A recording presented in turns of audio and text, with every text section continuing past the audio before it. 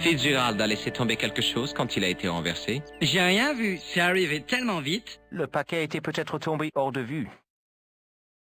À plus tard, petit. Ok, mister. Le couvercle en plastique avait été détruit et un interrupteur était visible.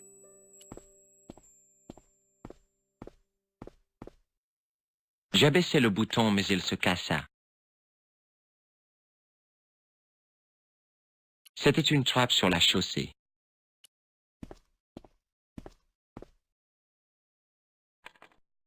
Je tirai sur la trappe, mais elle était fermée de l'intérieur.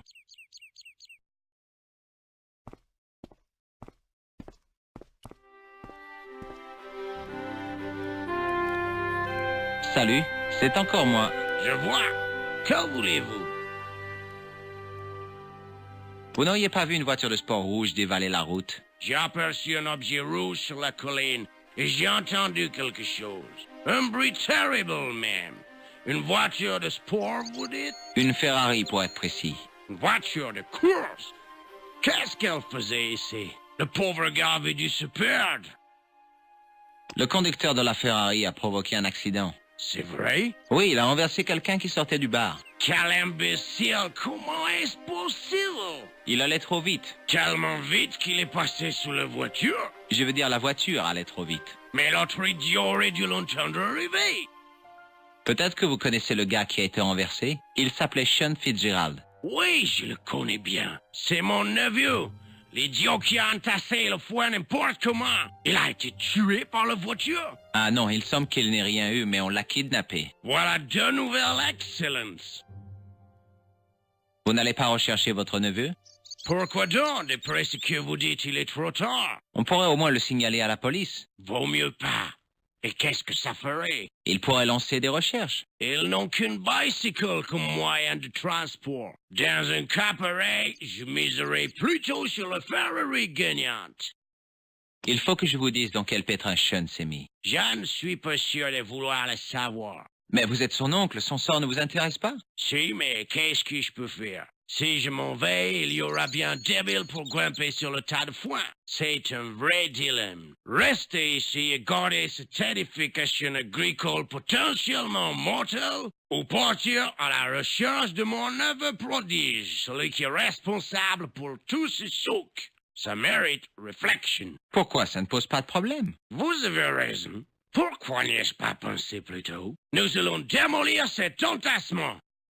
Inutile de démolir les bottes de foin pour partir à la recherche de Sean. Je vais rester ici et je préviendrai tous les gens assez stupides pour vouloir grimper. Génial! Je vais commencer mes recherches au bar.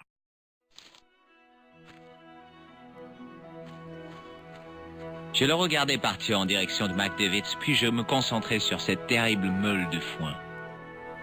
À l'arrière de la charrue, il y avait un amas incroyable de bottes de foin dangereusement appuyées contre le mur.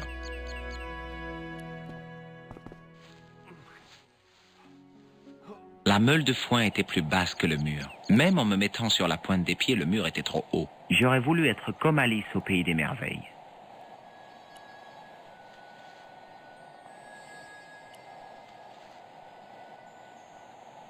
Il y avait une petite fissure entre deux pierres. Ce mur ancestral donnait quand même des signes de faiblesse. J'enfonçais mon doigt dans l'étroite fissure. Le trou était profond.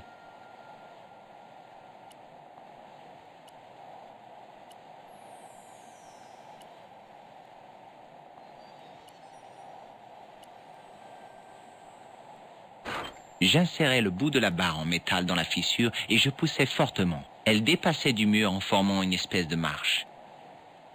La barre en métal était solidement ancrée dans la fissure et offrait un point d'appui. Je tirais la barre, mais elle était solidement fixée au mur.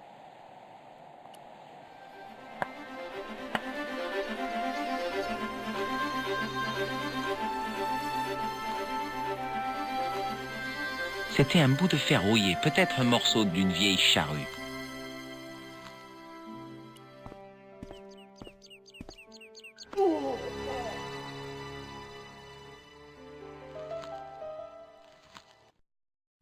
C'était un bout de fer.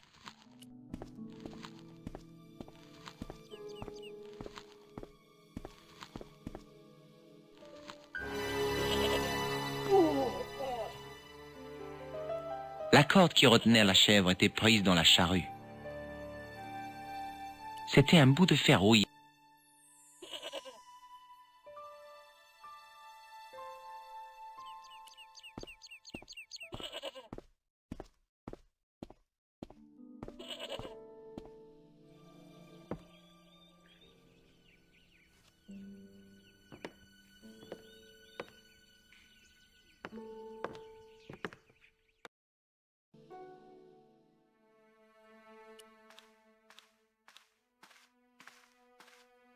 Le sac contenait une fine poudre blanche.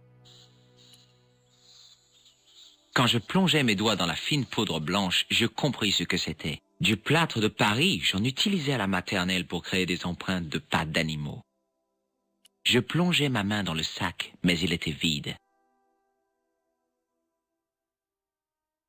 Derrière l'autel, il y avait un panneau sculpté représentant des animaux et des plantes. J'essayais en vain de bouger le panneau.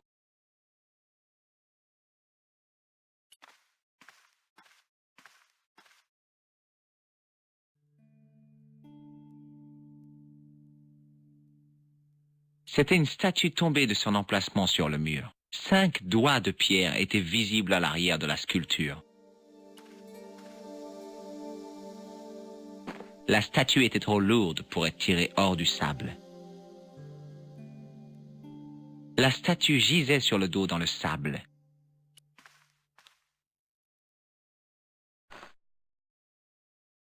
En remettant la pierre debout, je remarquai qu'elle avait laissé des trous dans le sable.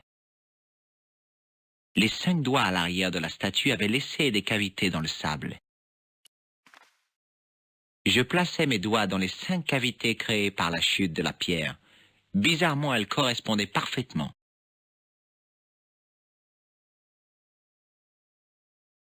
Quelqu'un avait gravé un dessin de 5 trous sur le mur. Je plaçai mes doigts et mon pouce dans les cavités, mais rien ne se passa.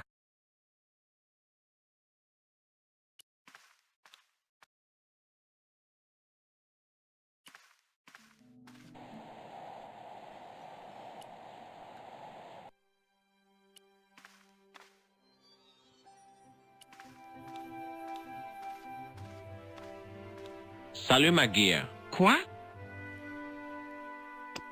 Tu sais à quoi sert cette poudre blanche? Non. À plus tard, petit. OK, mister.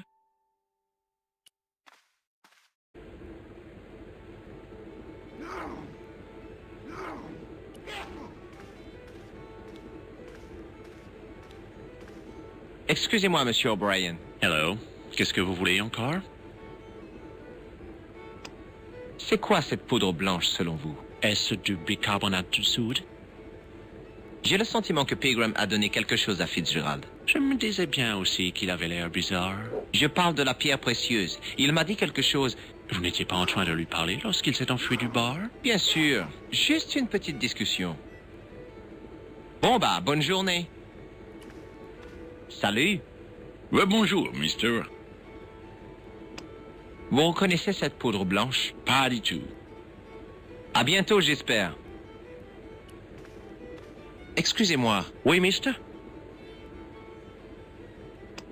Est-ce que... Ça ne m'intéresse pas. Regardez ma carte. Mais je l'ai vu, bon sang.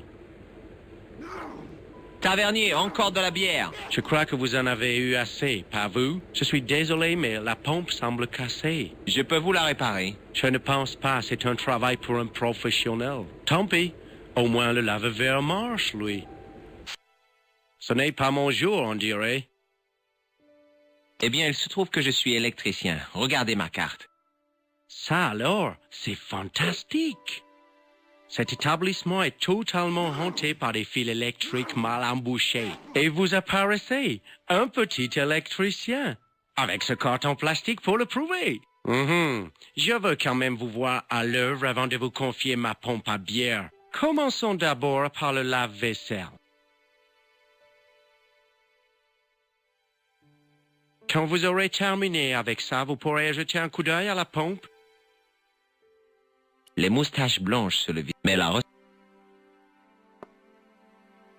C'était un lave-verre électrique. Il avait l'air encore plus vieux que le barman.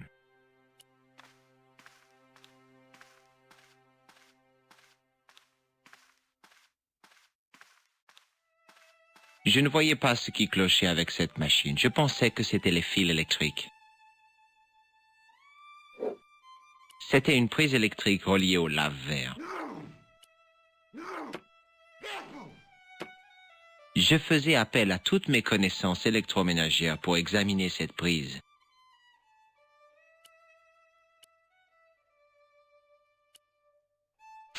Je remplaçais le fusible par un fil électrique.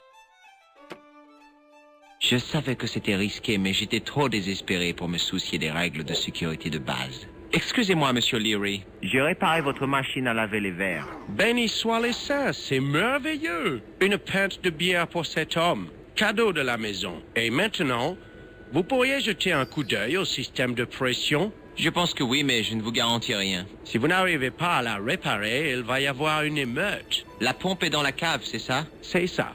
Vous trouverez une torche quelque part en bas.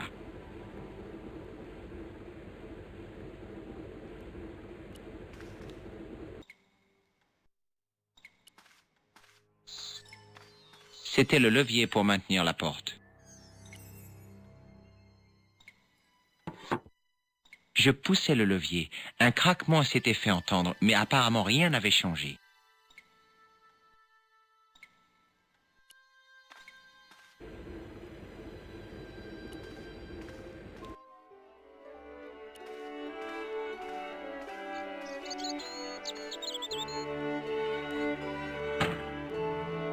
Je soulevai la trappe et une insupportable odeur de bière éventée me sauta au visage. Je regardais le sol en pierre là-bas. Il était beaucoup trop loin pour sauter. Excusez-moi. J'avais ce drôle de nœud dans l'estomac, une douleur que j'associais habituellement à l'opéra comique. C'était Carne. Il y a un problème? Vous avez vu ce qui s'est passé il y a quelques minutes? Non, quoi? Un homme a été victime d'un terrible accident. Je n'ai rien vu du tout. Et le garçon? Il n'a rien vu non plus. Et puis le gosse, vous savez, dans ces communautés rurales, pas assez de renouvellement génétique. Je priais pour que McGear puisse tenir sa langue. La victime est gravement atteinte? On s'occupe de son cas, mais on pense qu'il a laissé tomber un petit paquet. Vous ne l'auriez pas trouvé par hasard? Si c'était le cas, je l'aurais remis à la police. Bien sûr, merci.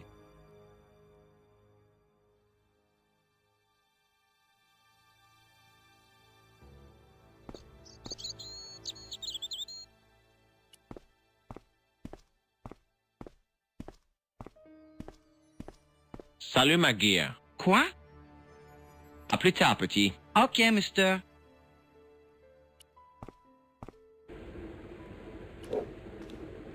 Enfin, j'y voyais. J'avais trouvé la lampe de Leary.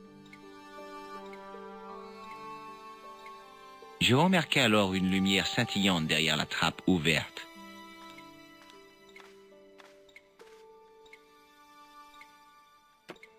C'était le joyau de Pegram, une grosse pierre bleue qui n'avait pas été taillée. Je me demandais si elle m'avait déjà envoûté. Vous l'avez trouvé? Quoi? Je ne sais pas. Ce que vous cherchez? Oui, écoute, McGear, tu peux garder un secret? No problemo. Refile-moi juste une bière. Pas question, tu es trop jeune. On pourrait la vendre et se faire du blé. Laisse tomber, petit. Je ne peux pas faire ça à Mr. Leary. Moi si. Ce vieux grincheux le mérite bien. Si tu veux m'aider, continue à regarder si tu vois le type en costume. D'accord? Mais ça vous coûtera un paquet de chips. Écris fort si tu vois la Ferrari.